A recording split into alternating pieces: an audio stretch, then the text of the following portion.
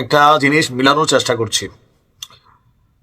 5ই আগস্টের আগে সাংবাদিক ইলিয়াসের সবচেয়ে বড় ফ্যান ফলোয়ার ছিল বাংলাদেশ জাতীয়তাবাদী দল, বিএনপি এবং তাদের যত নেতাকর্মীরা আছে, পাশাপাশি জামাত।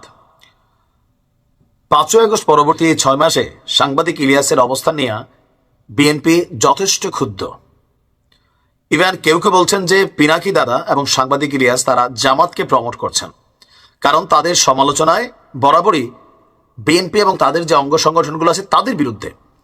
এখন বিএনপি কাছে এই জিনিসটা খুব মজা লাগতেছে না, কিন্তু এই জিনিসগুলা যখন আপনার আওয়ামী লীগ নিয়ে করতো তখন আবার খুব ভালো লাগতো। এখন বিএনপিকে নিয়ে করছে, মজা লাগতেছে না। এটাই বাস্তব ভাই। একসময় সাংবাদিক ইলিয়াসকে হুমকি ধামকি দিত আওয়ামী লীগ, ছাত্রলীগ, যুবলীগ, খোদ সাবেক প্রধানমন্ত্রী। এখন সাংবাদিক ইলিয়াসকে কৌশলে কমেন্টে গালাগালি করছেন অনেকেই। এখন কেন হঠাৎ করে সাংবাদিক ইলিয়াস বিএনপির বিরুদ্ধে অবস্থান নিলেন, নাকি অন্য কোনো অবস্থান তিনি নিলেন? সাংবাদিক ইলিয়াস গতকালকে একটি স্ট্যাটাস দিয়েছেন, যখন এই মুহূর্তে কুয়েটের ঘটনা নিয়ে মাস্টারমাইন্ড কি হাসনাত আব্দুল্লাহ, গুপ্ত সংগঠক হিসেবে যাদেরকে দাবি করছে ছাত্রদল শিবির, নাকি আসলে অন্য কিছু, নাকি ছাত্রদল, এই নিয়ে যখন দ্বন্দ্ব চলছে, ক্যাম্পাসে ছাত্র রাজনীতি চাই না দাবি করা বৈষম্য বিরোধী ছাত্ররা তারা নিজেরাই কিন্তু রাজনীতি করছে, এটা অস্বীকার করার আপনার সুযোগ নেই। বাট ছাত্রদল করলে সমস্যা কোথায়? এটা নিয়ে যখন দ্বন্দ্ব হলো, সংঘর্ষ হলো, মামলা হলো, হঠাৎ করে সাংবাদিক ইলিয়াস ভাই তিনি একটা স্ট্যাটাস দিয়ে বসলেন, ছাত্র রাজনীতি নিষিদ্ধ চাই। দেশপ্রেম শেখার জন্য ছাত্র জীবনে রাজনীতি করা লাগে না, ভালো মানুষ হতে হয়। এখন এই যে স্ট্যাটাসটা, এটা ছাত্রদলকে খেয়ে দেওয়ার মতন। কারণ জামাত ইসলামের রাজনীতিটা আন্ডারগ্রাউন্ডেও আছে, আপার গ্রাউন্ডেও আছে। বৈষম্য বিরোধী ছাত্ররা কোনো রাজনৈতিক দলের সংগঠক না, বা লেজুর ভিত্তিক সংগঠক না। তাদের বক্তব্য, আমাদের মধ্যে থেকে যারা রাজনীতি করে তারা এখান থেকে ইস্তফা দিয়া তারা জাতীয় নাগরিক কমিটিতে আমাদের দল যেটা আসতেছে ওটাতে চলে যাবে, আমরা কোনো রাজনীতি করি না। এটাও জনগণের সাথে একটা তামাশা করা। এখান থেকে নেতারা গজায়া রাজনৈতিক দলগুলোতে যাবে, বাট তারা ছাত্র রাজনীতি করে না। কিন্তু ক্যাম্পাসগুলো কাদের দখলে? এখন টেকনিক্যালি তাদেরই দখলে। সোজা হিসাব, জামাতের একটা সাপোর্ট আছে ব্যাকগ্রাউন্ডে, এটাও অস্বীকার করার কোনো সুযোগ নেই। এখন এই পরিস্থিতিতে যদি ক্যাম্পাসে ছাত্র রাজনীতি নিষিদ্ধ হয়, তাহলে সবার আগে মারা খাবে ছাত্রদল। কারণ জামাতের রাজনীতি বোঝার জন্য অনেক ঘিরু লাগে মাথার মধ্যে। বৈষম্য বিরোধীদেরকে দিয়ে জামাত রাজনীতি করাচ্ছে, এটা ছাত্রদলের দাবি, প্রকাশ্যে অপ্রকাশ্যে। তো অপ্রকাশ্যে কেন?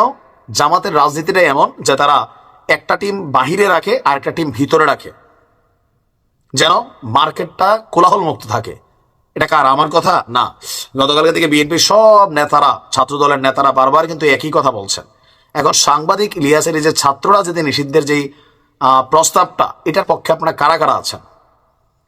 নাকি এতদিন ছাত্রদলের যে সকল নেতাকর্মীরা, আমার ফেসবুকে অনেকেই আছেন, ইলিয়াস ভাইয়ের একনিষ্ঠ ভক্ত ছিলেন, এখন আজকের এই সিদ্ধান্তে আপনারা কি ক্যাম্পাসে ছাত্র রাজনীতি বন্ধ করার জন্য ওনার প্রস্তাবে সাড়া দেবেন, নাকি এখন দেবেন না? কারণ এটা দিলে নিজেদের স্বার্থ ভুলঞ্চিত হবে। আমার মনে হয় দিবেন না। আবার সাংবাদিক ইলিয়াস কি আসলে বিএনপির পক্ষে কাজ করে নাকি জামাতের পক্ষে, এটা নিয়েও একটা পারসেপশন কিন্তু আছে। অনেক সিদ্ধান্ত বিএনপি এগুলা পছন্দ করে না। সাংবাদিক ইলিয়াসের বক্তব্য নিয়ে পার্শ্ব প্রতিক্রিয়া তারা কৌশলে দেখাইছে। আওয়ামী লীগ ডাইরেক্ট নাম ধরে বলতো, তারা কৌশলে দেখাচ্ছে।